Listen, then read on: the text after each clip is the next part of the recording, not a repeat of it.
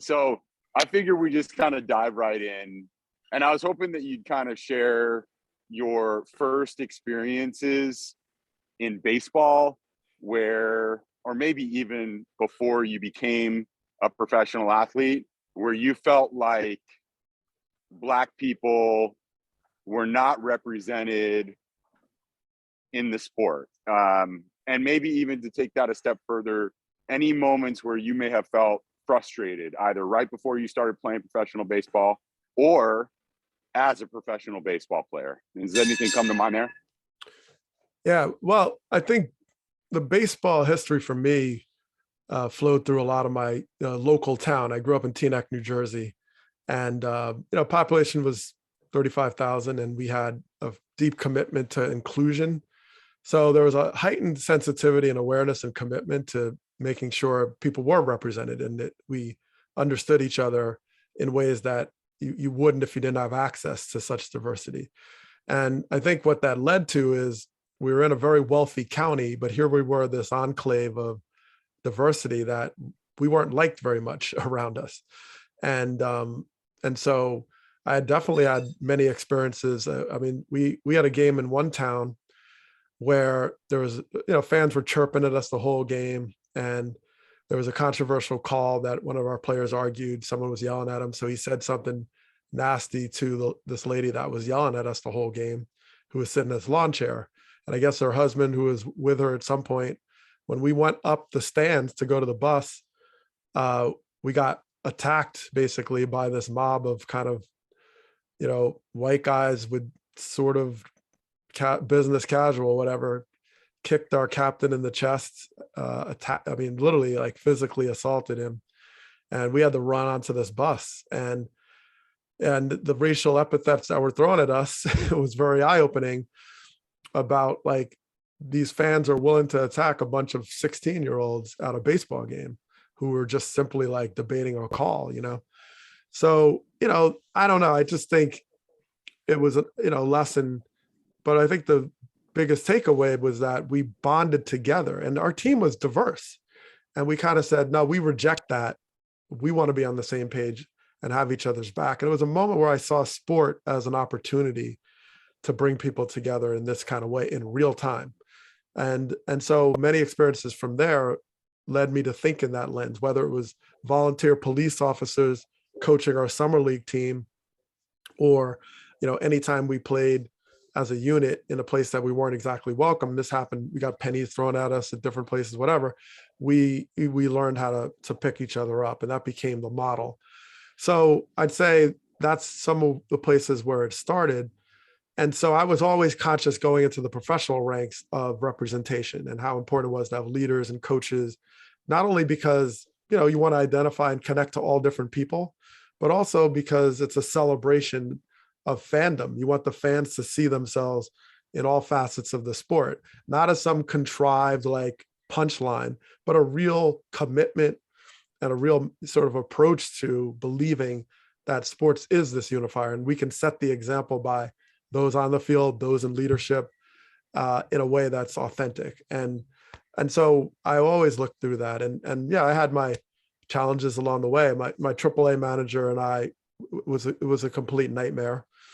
And it was to the point where I had players come up to me 2 years into this, even questioning his bias. I mean, that was a deep step for players who were not Black to come up to me in the minor leagues and say, wait a minute, we think this is going on.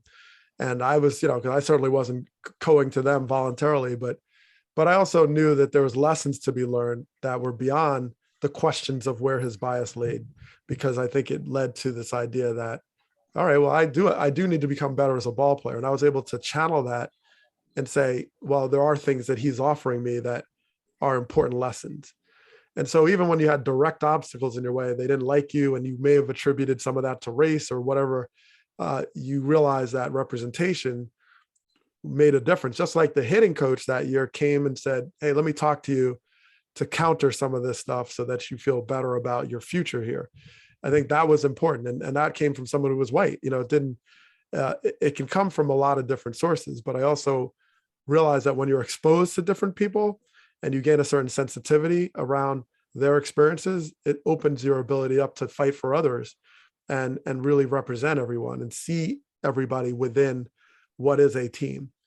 And so those days forward, I always saw sport as an avenue, and which is why my whole life I've used sport, engaged sport in a way to address social concerns and social issues, because I think it is a great example of equity, a great example of unity at its best. And I think when we uphold those aspirational values, we could really change things, not just for sport, but beyond. So do you think that young Black athletes believe that sport is an example of equity at its best? And I guess like maybe specific to baseball, right? Because I mean, that's a pretty powerful statement that's what sport represents. And I wonder if young Black baseball players view it that way. Well, I mean, I think it's hard when you have so many counter experiences.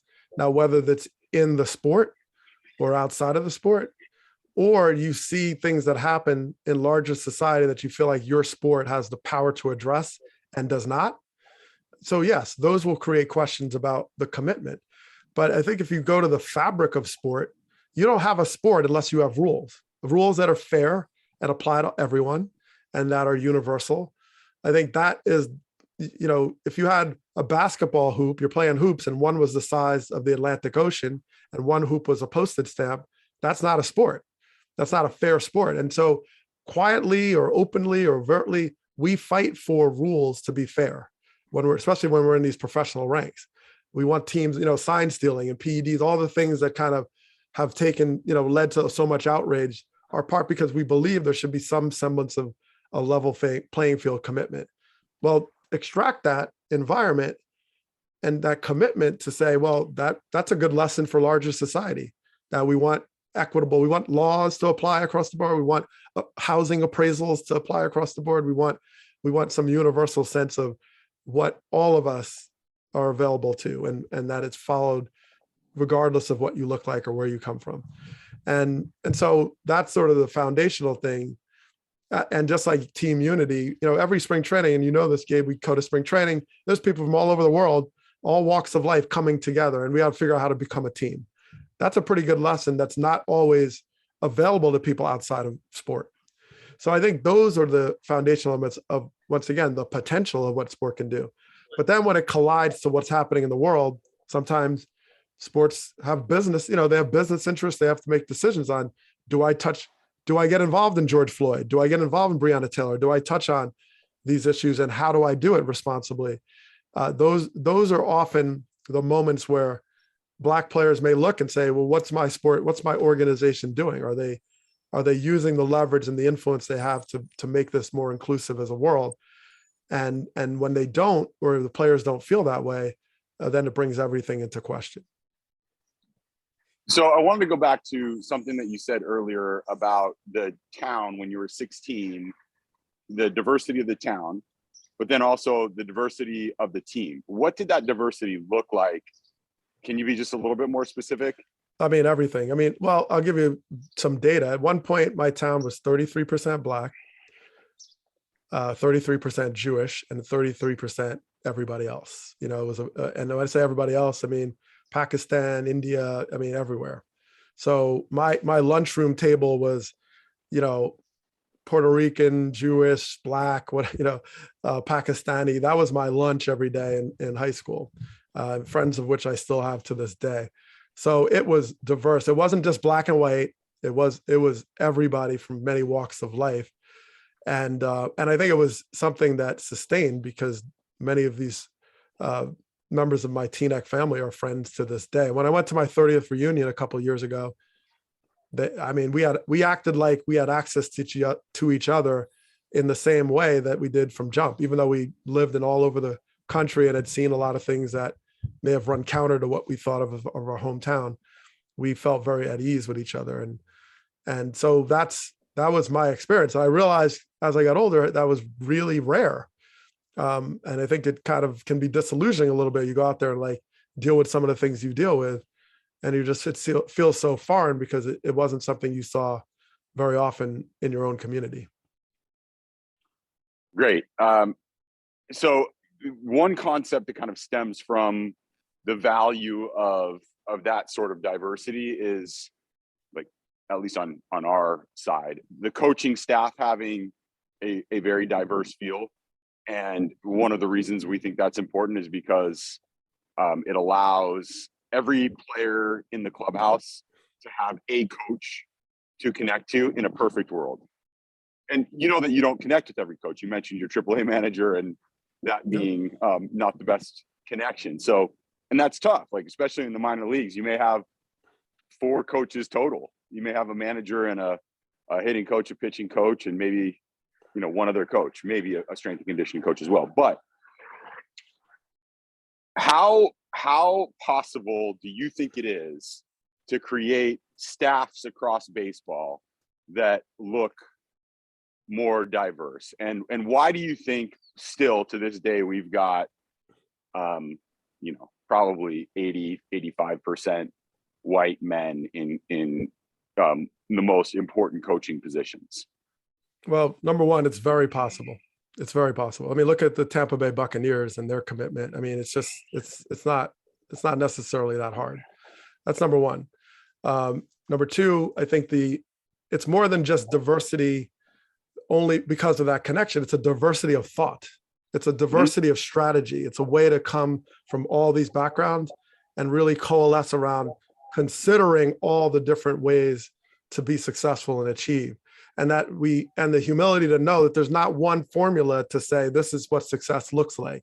This is what managing, this is what leadership is. We have to be open to all the different ways people have led and survived and set examples and in their spaces. It's like, I could interview for a managerial job and I want to make sure, okay, not only is it the concern, okay, you can check a box and say, okay, I have a Black candidate, but more importantly is that the organization, the league, is really interested in what it means to live in that box. What does it actually mean? It's not just like, oh, I take the job and I work for the Milwaukee Brewers. I'm going to deal with a challenge of, like, where do I live in Milwaukee? Where do I live? Where do I live in San Diego? The housing situation, where my kids go to school. It's so much more than like my face. It's an experience. And I think and humbly, we should be open to this to make us a better ball club. So why hasn't it? Well, homogeneity. It's lazy. It's a very easy, like, okay, well, I went to Yale, and I went to these schools, and I was around these people, and that's what I'm familiar with. They look like my son, and you just kind of naturally gravitate towards things that kind of reflect your own image. And it doesn't have to be conscious. It could be completely unconscious, and it's fairly human actually to feel that way. Okay, I'm going to hire someone. Like, I'm a TNEC graduate from New Jersey. It's like, oh, I can relate to people that are open-minded to living in diverse communities. That would be attractive to me. And so we have our biases. And I think that reinforces itself when you create a pipeline, a system that the beneficiaries are much more homogenous and fit into a certain mold.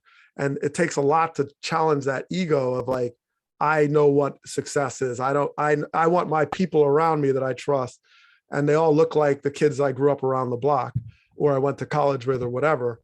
And that's hard to break. So that's what, to me, is one of the barriers to take the risk of, bringing in different types of thought and being comfortable getting challenged in other ways from people who may not have had your background, may not agree with you, may not, that's hard. I mean, yes, you still need some sort of universality so that you can achieve as a unit.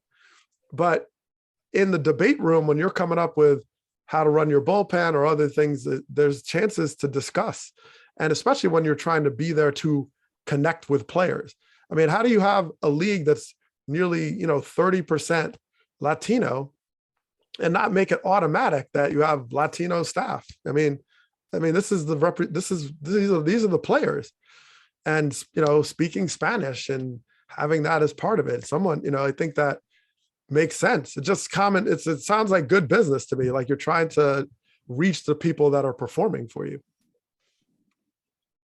That's perfect. I completely agree with you, particularly on the native Spanish speaker side. And that's a topic of conversation that I'd be really interested in digging into with you further. But this is perfect.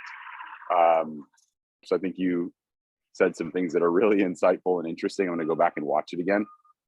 And then thanks for trying this with me. I just wanted to let you know I really appreciate it. Yeah. All right, Gabe, man. Well, good luck with it. And yeah, any way I can help, man. And, keep me in the loop, and I'll, whatever I can do, man. It sounds like a good project. Yeah. Thanks a lot, Doug. And I'll stay in touch with you. Okay, please do. All right, Cap. All right. Take care, man. Bye.